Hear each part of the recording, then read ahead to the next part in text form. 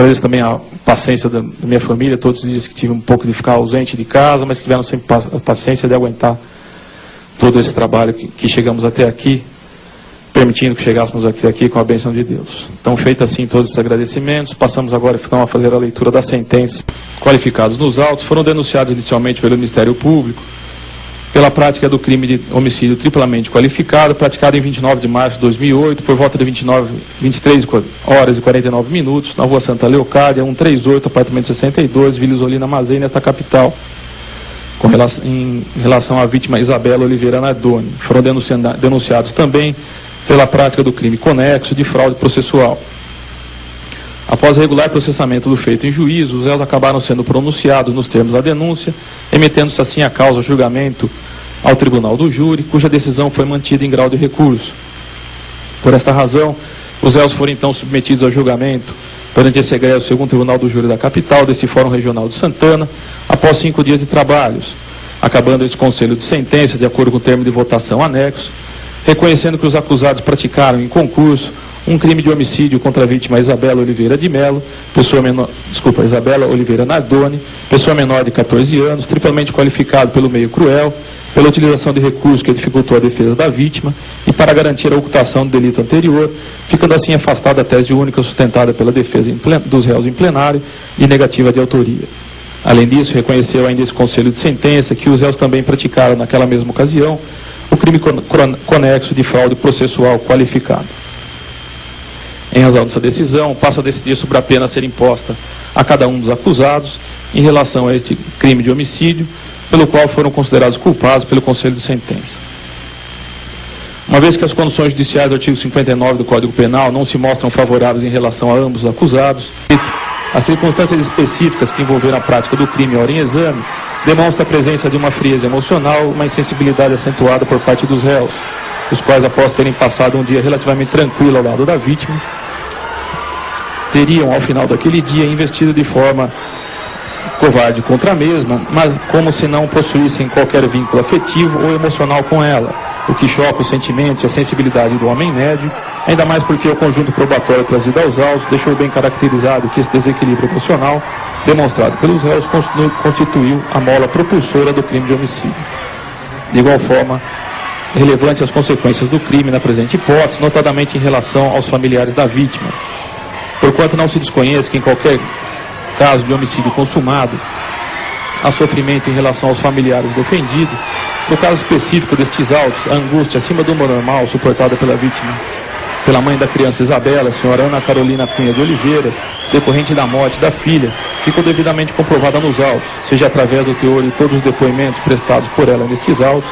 seja através do laudo médico-psiquiátrico que foi apresentado por profissional habilitado durante o presente julgamento, após realizar consulta com a mesma, o que impediu inclusive sua permanência nas dependências deste fórum, por ainda se encontrar, 2 anos após os fatos, em situação aguda de estresse, face ao assédio que a mesma foi obrigada a ser submetida, como decorrência das condutas ilícitas praticadas pelos réus, o que é de conhecimento de todos, exigindo assim um rigor maior por parte do Estado juiz quanto à reprovabilidade dessas condutas. Assim sendo, frente a essas considerações, majora a pena base para cada um dos réus em relação ao crime de homicídio praticado por eles, qualificado pelo fato de ter sido cometido para garantir a ocultação do delito anterior,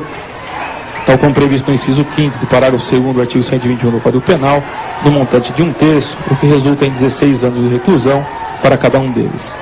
Como se trata de homicídio triplamente qualificado, as outras 2 qualificadoras de utilização de meio cruel e recurso que dificultou a defesa da vítima são aqui utilizadas como circunstâncias agravantes de pena, uma vez que possuem previsão específica na parte geral do Código Penal. Assim, levando-se em consideração a presença destas outras 2 qualificadoras, aqui admitidas como circunstâncias agravantes de pena,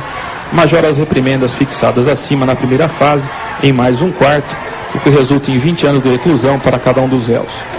Justifica-se a aplicação do aumento no montante aqui estabelecido de 1/4, um pouco acima do patamar mínimo, pois que tanto a qualificadora do meio cruel foi caracterizada na hipótese através de 2 ações autônomas, asfixia e sofrimento intenso, como também em relação à qualificadora da utilização do recurso, que impossibilitou a defesa da vítima, devido à surpresa, na esganadura e o lançamento inconsciente na defenestração. Pelo fato do Correio Alexandre ostentar a qualidade jurídica de genitor da vítima Isabela, majora a pena aplicada anteriormente a ele em mais um sexto, tal como autorizado pelo artigo 61, parágrafo 2º, a linha E do Código Penal, o que resulta em 23 anos e 4 meses de reclusão. Como não existem circunstâncias atenuantes de pena a serem consideradas, torna definitivas as reprimendas fixadas acima para cada um dos réus, nesta segunda fase. Por fim, na terceira e última fase de aplicação da pena, verifique-se a presença da qualificadora prevista na parte final do parágrafo 4º do artigo 121 do Código Penal, pelo fato do crime de homicídio doloso ter sido praticado contra a pessoa menor de 14 anos de idade. Daí porque majora novamente as reprimendas estabelecidas acima em mais um terço, o que resulta em 31 anos, 1 mês e 10 dias de reclusão para o Correio Alexandre e 26 anos e 8 meses de reclusão para a Correia Ana Jatobá. Como não existem outras causas de aumento ou diminuição de pena a serem consideradas, torna definitiva as reprimendas fixadas acima. Quanto ao crime de fraude processual, para o qual os réus também teriam concorrido, verifique se a reprimenda nesta fase de fixação deve ser estabelecida um pouco acima do mínimo legal, já que as condições judiciais do artigo 59 não lhes são desfavoráveis, como já discriminado anteriormente, motivo pelo qual majora em 1/3 a pena base prevista para este delito,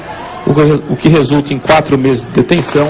e 12 dias multa, sendo que o valor unitário de cada dia multa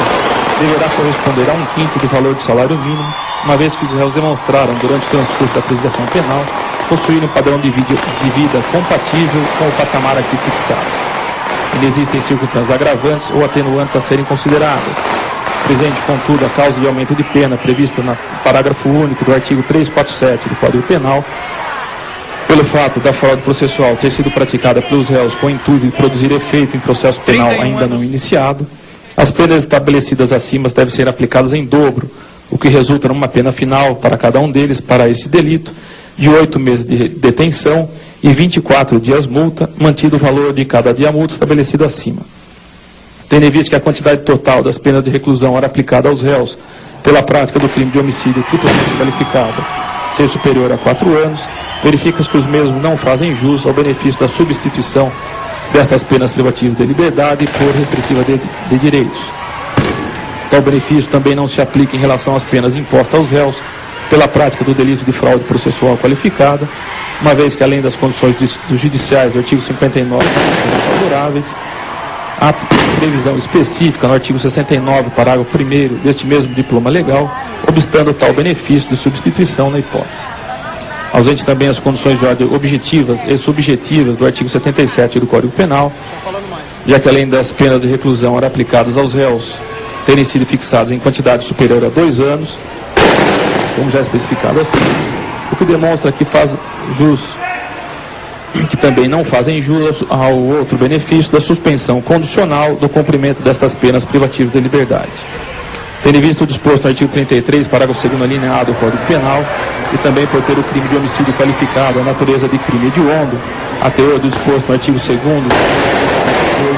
com a promulgação que lhe foi dada pela Lei 11.464 de 2007, os acusados deverão iniciar o cumprimento de suas penas privativas de liberdade em relação ao crime de homicídio em regime prisional fechado,